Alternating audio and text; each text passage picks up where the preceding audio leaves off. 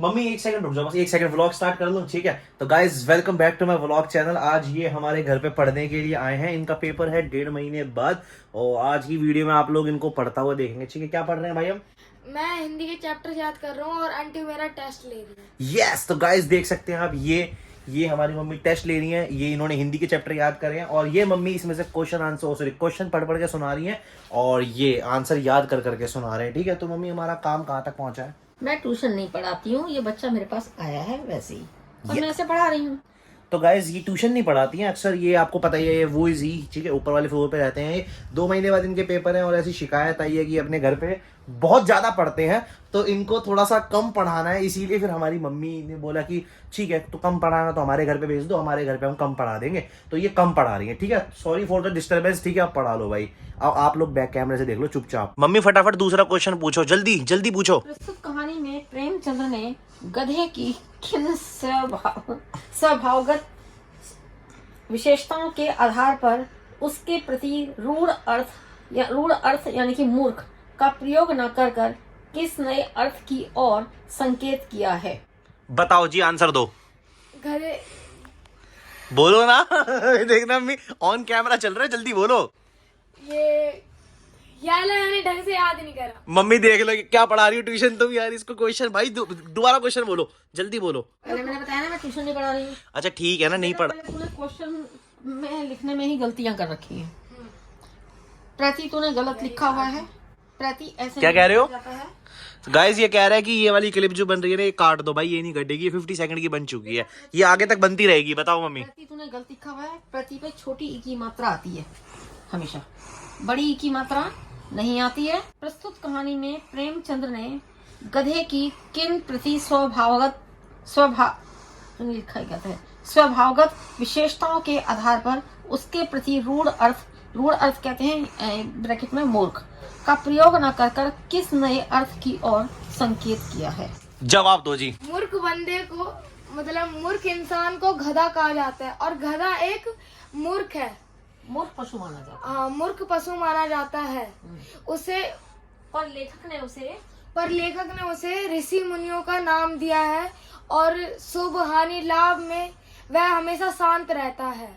नहीं, प्राय मूर्ख को गधा कहा जाता है। जैसे कोई आदमी गधा होता है तो उसको लोग कहते हैं मूर्ख है क्या, गधा है क्या, कहते हैं, है ना।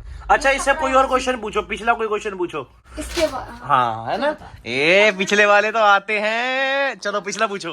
कहानी में बैलों के माध्यम से कौन सी नीति विषयक मूल्य उभर कर आए हैं? प्रेम करने वाला, स्वामी के प्रति वफादारी, अन्याय अत्याचार का डटकर विरोध करना, स्वयं का सहकर साथियों को मुक्त करना और औरत जात पर कभी भी वो अत्याचार न करना और शोषण के विरुद्ध आवाज उठाना और स्वतंत्रता के लिए प्रयास करना, कभी हिम्मत न हारना।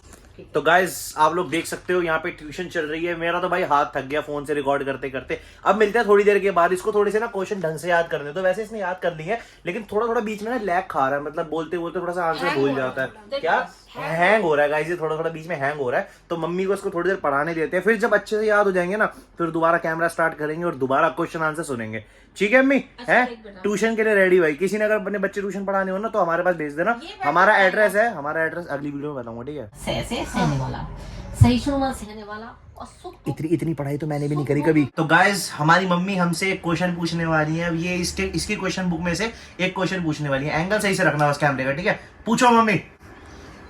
किन घटनाओं से पता चलता है कि हीरा और मोती में गहरी दोस्ती थी?